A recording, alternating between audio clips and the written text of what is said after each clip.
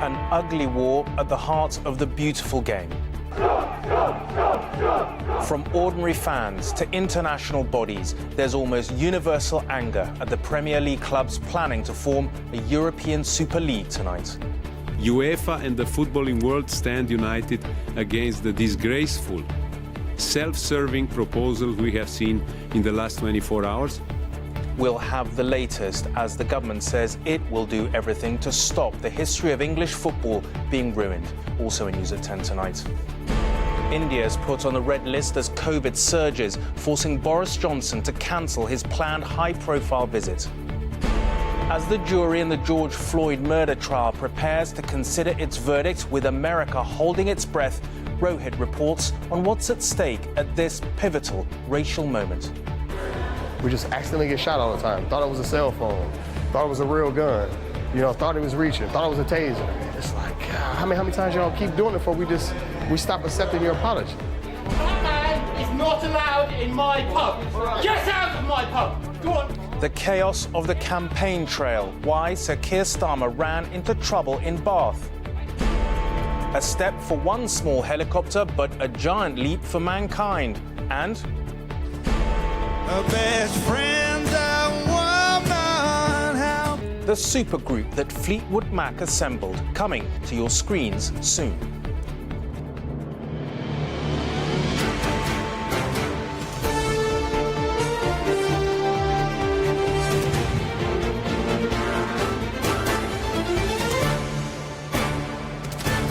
This is ITV News at 10 with Raghi Omar. Good evening. If the owners of the 6 English clubs who want to join a European Super League thought they could give football the slip before fans return in numbers, well, they were very much mistaken. Just about every other stakeholder in the game formed a tight defence against the plan, united in opposition. Leading the line, Prince William, backed up by the Prime Minister, the European and global authorities, UEFA and FIFA, past players, other managers, and of course an endless number of fans. All of them shared the same worries that it would disfigure the beautiful game, putting money before supporters and removing some of the game's competitive spirit. The Culture Secretary, Oliver Dowden, threatened to do whatever it takes to stop it. That could include withholding visas for foreign players and taxpayers' money for policing matches. UEFA said it would stop players competing for their country and in the Champions League. In the absence of their owners, Liverpool's players became the target for Leeds fans' anger tonight. Opposition to the European Super League is coming from all directions. It's going to price out the working man, and the game of football was for the working class citizens, and it's not anymore. These owners are just absolutely pricing it for themselves. Let's us make billions and forget about everyone else. It's just the greedy ones wanting even more. It's disgusting, it's embarrassing, and football's been taken away from the fans now. Leeds players had "Earn It" printed on the front of their warm-up T-shirts, showing what they thought of a competition where the chosen 15 don't have to qualify. A view shared by the first of the Big Six managers to oppose his paymasters. I have obviously no issues with the Champions League. I like the competitive factor of football as well. So I like the fact that West Ham might play Champions League next year. European football's governing body UEFA has come out fighting today, so clubs like West Ham can continue to follow their dream. UEFA and the footballing world stand united against the disgraceful, self-serving proposal we have seen in the last 24 hours from a select few clubs in Europe that are fueled purely by greed above all else. So here's what's planned. The Super League will be made up of 20 clubs, including 15 founding members who'll get their places guaranteed for 23 years. The first 12 to sign up include 6 from England, 3 from Italy and 3 from Spain. Each will be paid more than £3 billion for taking part. The other 5 clubs, or invitees as they're being called, will have to qualify annually, presumably based on their success the previous season. A women's league is also planned. The government has said it will step in if football fails to stop the proposals outright. Be in no doubt, if they can't act, we will. We will put everything on the table to prevent this from happening. We are examining every option, from governance reform to competition law, and mechanisms that allow football to take place. Put simply, we will be reviewing everything the government does to support these clubs to play. Champions again! While the impact on the Champions League is self-evident, most believe the integrity of the Premier League will be compromised completely. It's the European places that provide the most excitement, and if a lot of that is arranged beforehand and some of the clubs are guaranteed, it's completely the antithesis of competition and what we love and what we're used to. If the Big Six owners listened to their fans, these plans would be going nowhere. But it seems that's not how elite football works these days. Well, Steve, there is a powerful coalition aligned to try and stop this, kill it at its birth. But can anyone stop it? Well, you look at the growing size of the opposition, as you say, and you think, well, surely this can't go ahead. But then you speak to the Super League and they say completely the opposite. It is full steam ahead for us. Firstly, they deny outright that this is some sort of bargaining tool to squeeze more out of UEFA's current setup. And they'll also tell you they're not in the least bit concerned about the negative reaction they're getting from UEFA, from our government, from other clubs and from fans. They say they were expecting it and they're pushing on regardless. And on threats to kick its clubs out of their domestic leagues, they said, well, it's already started legal action under competition law to prevent that from happening. Now, the opposition gained another high-profile name tonight. Prince William said, I share the concerns of fans about the proposed Super League and the damage it risks causing to the game we love. There is a lot of anger out there, and that's because there's a lot at stake, not least for the players. So UEFA said today, if they do take part in this league, they will not be able to play in the Euros, the World Cup, or play for their countries. Now, tomorrow, the 14 Premier League teams, that's without the Big Six, meet together to decide their next steps. And that shows you, because it's only those 14, just how divisive this is. And almost certainly, I think we've got to that stage where irreparable damage has already been caused. And another leap in the story tomorrow with that meeting. Thanks very much indeed, Steve. Now, anyone with family in India has been hoping that easing lockdown here would soon mean they could visit or be visited by their relatives there. Those hopes have been dashed unless they want to spend 10 days in hotel quarantine. Relatives from India won't be allowed in at all from Friday morning after it was added to the travel red list. The Prime Minister called off his visit to India right at the last minute. Whilst our cases and deaths are falling in India, they are climbing and steeply.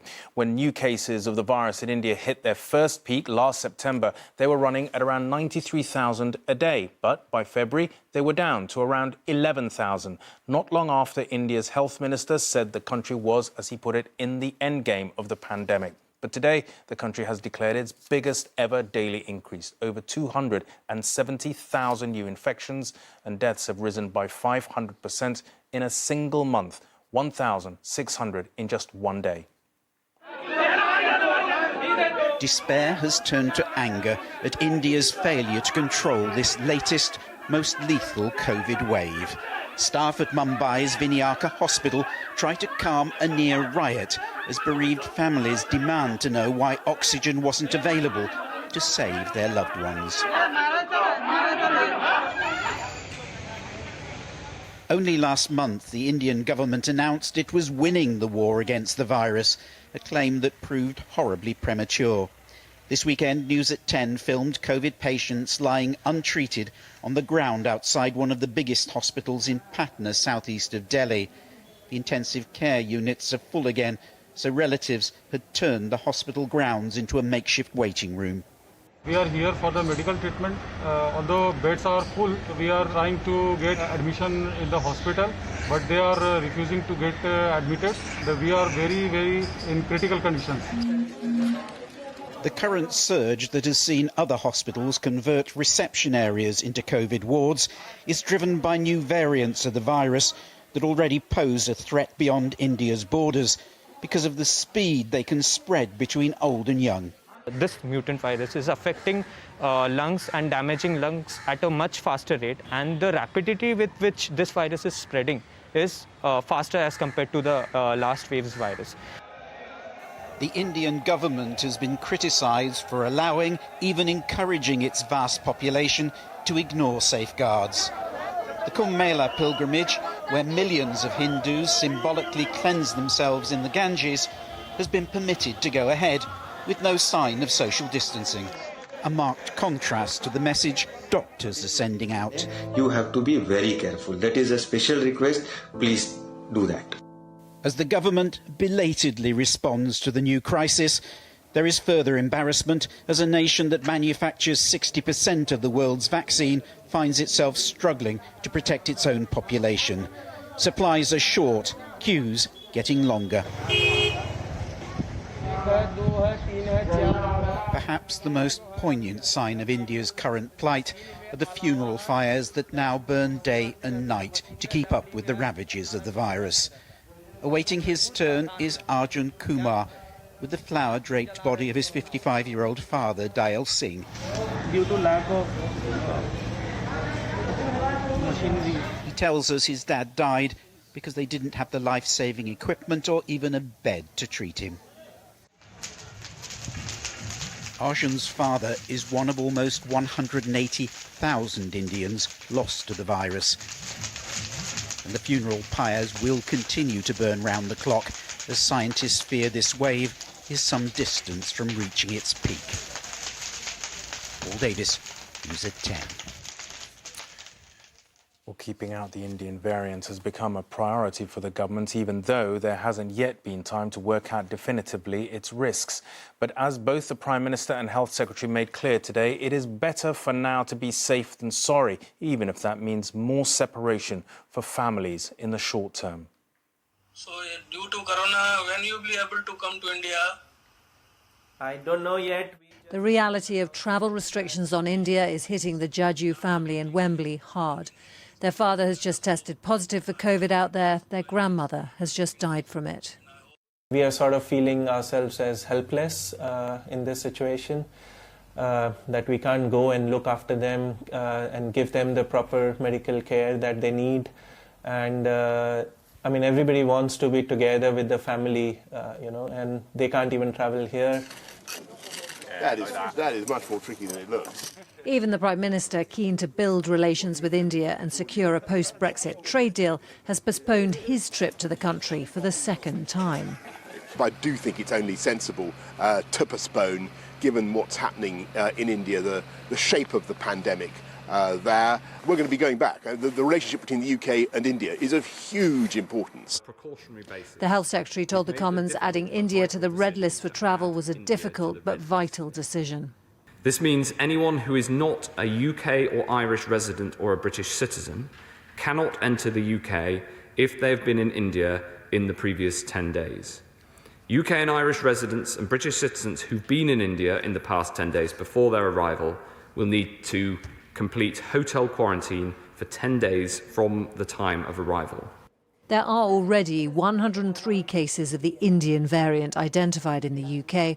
Virologists say it's not yet known whether it's more vaccine-resistant or transmissible. In terms of the India variant itself, I don't think we should be unduly worried at the moment. We just have to make sure that we monitor the situation and find out a little bit more about it. But certainly, if there's no need for travel at the moment, then we shouldn't be travelling. The government says its priority is protecting the gains the UK has made with its vaccination programme. You know how much we all love you. Family reunifications and trade talks, like so much else, coming second to controlling the pandemic. Romilly Weeks, News at 10. The murder trial that could define the relationship between America's police and black people is drawing to a close. The jury, which has to decide whether a police officer murdered George Floyd by kneeling on his neck, has just been sent out after hearing the closing arguments from both defence and prosecution. The prosecution said all the jurors had to do was believe their eyes when they looked at the video of Mr. Floyd pinned to the pavement. History is guiding hands in Minneapolis, and that history is stoking fear. George Floyd is not the first black man to die at the hands of police. Derek Chauvin would not be the first police officer to be acquitted. That is why this city is now in the grip of an unprecedented security operation. Now, members of the jury, the case is in your hands as judges of the facts. I am certain that you realize that this case is important and serious, and therefore deserves your careful consideration. Those who mourn George Floyd were in court to hear the final arguments. They've witnessed his dying moments over and over.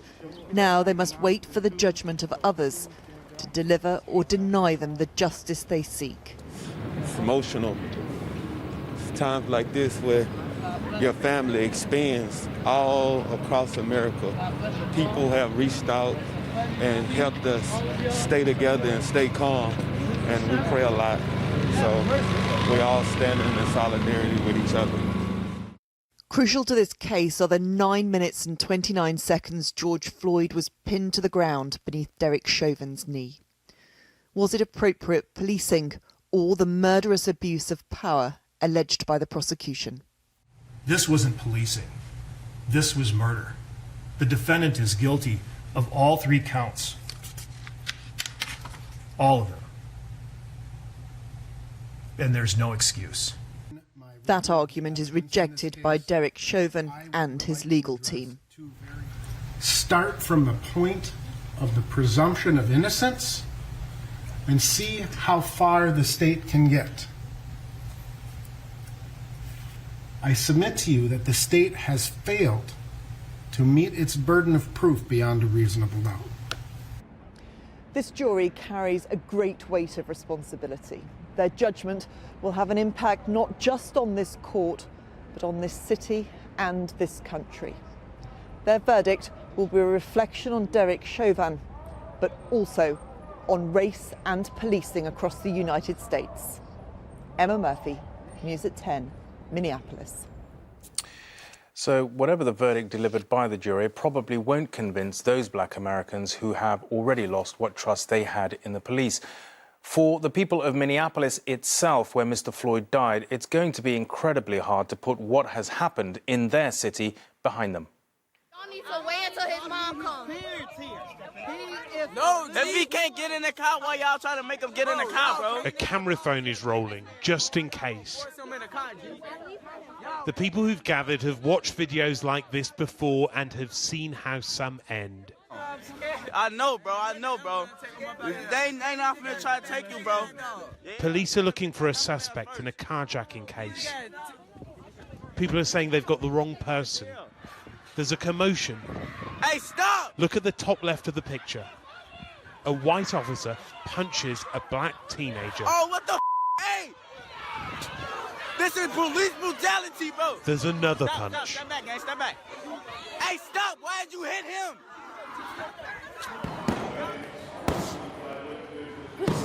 They watched what happened at the boxing gym nearby.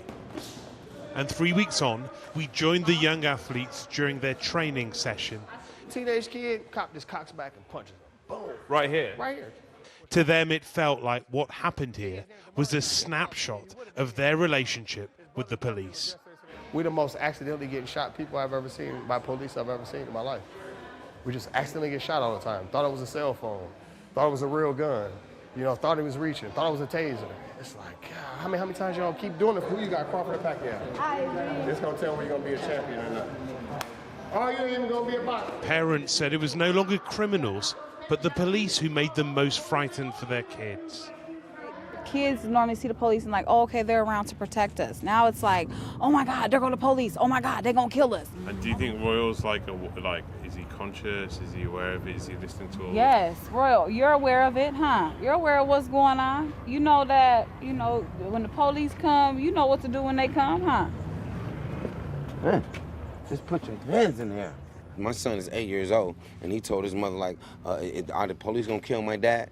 Are they going to kill me and my dad if I'm with my dad?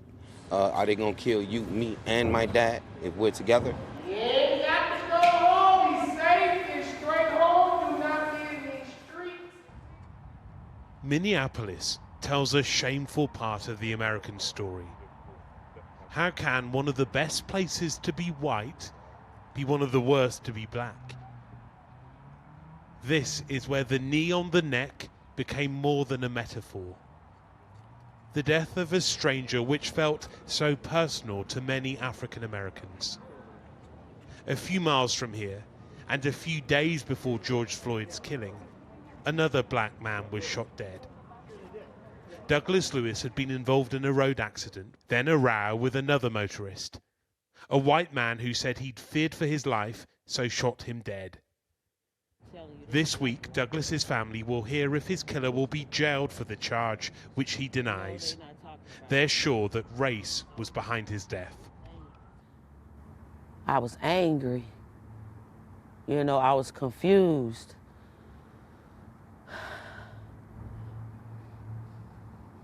Yeah. I'm still hurt, because all I can imagine is him being there by himself. He had nobody, he didn't have his family nowhere, you know?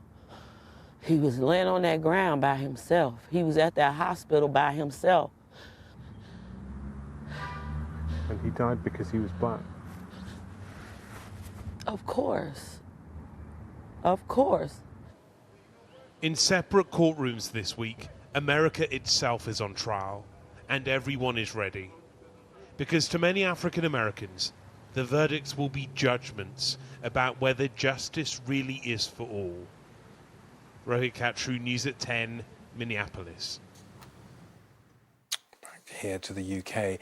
And pity tonight, the Labour advisor who organised Sir Keir Starmer's local elections campaign walkabout around the city of Bath, they could be in for hot water after Sir Keir was shouted at by a pub landlord, no less. He got the full EastEnders treatment in the West Country, and our political correspondent Shihab is here to discuss the perils of meeting the people whose scrutiny you really don't like. Shihab, lots of scrutiny around Keir Starmer at the minute, so this was probably the last thing he really needed, wasn't it? Yeah, it's been a difficult period for the Leader of the Opposition.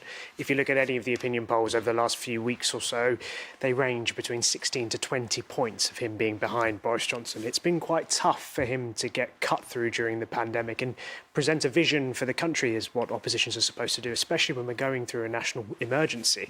The problem with that is it means there are plenty of people across the country who don't think that the Leader of the Opposition has opposed the government enough when it comes to things like lockdowns and restrictions.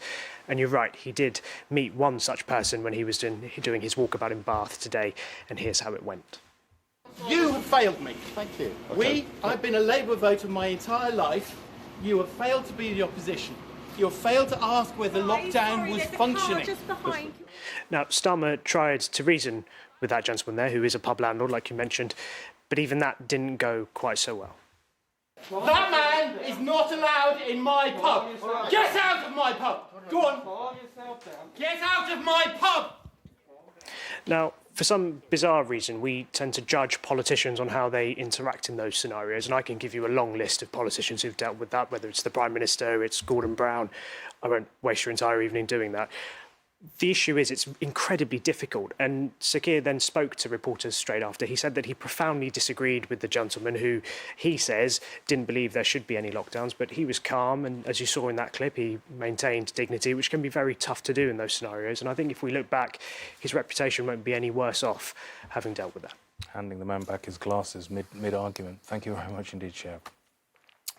Now, it sounds like one of those far-fetched tabloid front-page headlines, Wright brothers plane found on Mars. But actually, there was a tiny bit of truth in that on the planet's surface this morning. A small part of a wing from the first-ever plane was carried in a NASA helicopter as it, too, entered the history books. It lifted into thin air in the first powered flight by an aircraft on another planet. Elation at NASA's Robotic Space Laboratory in California. Excitement generated by a tiny leap that was of immense significance. Confirmed that Ingenuity has performed its first flight. The sharp spike on this graph showing that the mini helicopter Ingenuity had flown for around 40 seconds on the surface of Mars. We can now say that human beings have flown a rotorcraft on another planet. And liftoff. Ingenuity's journey up to Mars started 8 months ago, travelling 300 million miles to the red planet tucked away in the belly of the rover Perseverance, which provides support during the flights and takes images, sending them back down to Earth. We've been so Earth-centric for so long. Scientists believe this will offer an entirely new perspective on distant planets. All we've ever done is put wheels to the surface and driven around another planet. So to literally lift off and be able to explore in that way, well, now it's like the skies on Mars are open to us and we can explore places that we've never been able to before. Can you imagine a little drone flying into a cave on Mars, or going over such rough terrain that a rover has never been able to travel across before? Weighing under 2 kilograms, less than a six-pack of beer, laboratory simulations tested the helicopter's capacity to survive. Images today proved it worked on Mars. So the image we're looking at on the screen is the image from our onboard navigation camera showing us hovering above the surface of Mars. How incredible! Ingenuity was the first. It's hoped this pioneering flight will pave the way for many more drones to explore outer space. Juliet Bremner, News at 10. Back down to Earth, and there's been a dramatic event on the surface of our planet, on the northwest coast of Wales, no less to be precise. This is what the beach looked like near the village of Nevin after a landslide at lunchtime today. Some of the houses and holiday homes lost sections of their gardens as the cliff crumbled, but no one was thought to be on the beach at the time, thankfully. North Wales police told sightseers to stay away and not to visit the area or to take photographs because, obviously, of the risks of another collapse happening. Now, finally, before lockdown last year, one of the founders of Fleetwood Mac, Mick Fleetwood, managed to do something that he felt was long overdue. He wanted to stage a tribute concert to his friend and fellow Fleetwood founder, Peter Green.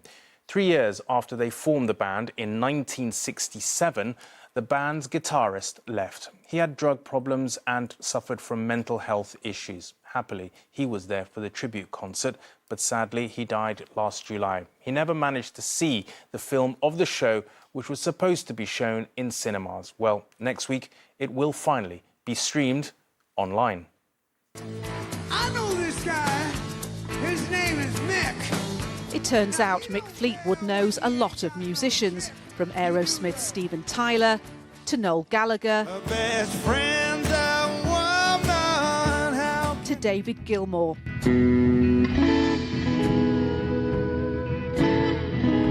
Now the film of them playing tracks written by Fleetwood Mac's late co-founder Peter Green is at last being released. But don't ask me what I think of you. I might not give the answer that you want me to. Green, who formed Fleetwood Mac with Mick Fleetwood in 1967, left the band after 3 years before their worldwide success. But Fleetwood says the tribute concert, which took place last February in London, was well overdue. The band Fleetwood Mac, blessed with continuing success and astounding periods where it was beyond belief what we were in the middle of. The longer that went on, the more I realized that the beginning might be forgotten. It's understandable that people just, especially in the United States, just don't know about Peter, about the original band. Sadly, we lost Peter in July. He passed away, so he never even got to see anything that we did. Peter Green left the band after suffering drug and mental health issues. Fleetwood is gratified he's honoured him with the concert, but still regrets they couldn't help him at the time. I would have wished that all of us, me included, of course, would have known how much trouble Peter was in. We just weren't equipped to even know. I still struggle with it. I go, we didn't know. But the times have changed and we talk about mental health and mental health support much more openly now. So that could have made a big difference. No, I think it's a fair comment. Now there you go again, you say you want your freedom. While honouring the band's origins, the drummer says his desire to get this classic Fleetwood Mac lineup to make up and reunite is proving more difficult. You're talking to the original fantasy man. I've intimated that's what I would love to see. The film of the star-studded lineup he did create is being streamed online this week with a cinema release to follow. Nina Nanar, News at 10. I hope he does manage to convince the others. And that is News at 10 for tonight from all of us. Very good night.